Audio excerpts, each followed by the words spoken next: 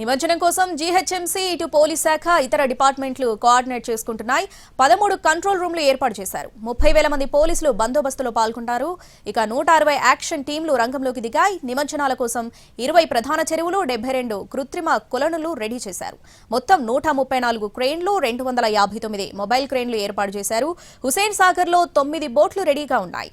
200 మంది గజ ఈతగాళ్లు సిద్ధంగా ఉన్నారు.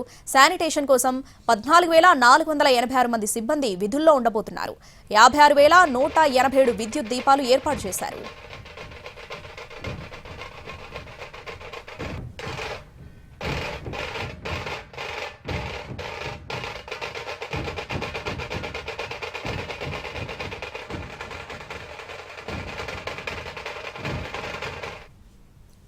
ఇక గణపతి విగ్రహాలు లేని వాహనాలకు ఆయా రూట్లలో పర్మిషన్ ఇవ్వలేదు.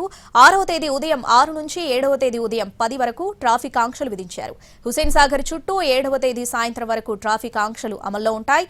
6-7 తేదీల్లో భారీ వాహనాలకు, ట్రక్కులకు నగరంలోకి రానియరు. ఈ ట్రాఫిక్ మళ్లింపు ఆర్టీసీ బస్సులకు వర్తిస్తుంది. 6వ తేదీ ఉదయం 7 గంటల నుంచి 7వ తేదీ ఉదయం 10 గంటల వరకు ప్రైవేట్ బస్సులకు కూడా ఎంట్రీ లేదు.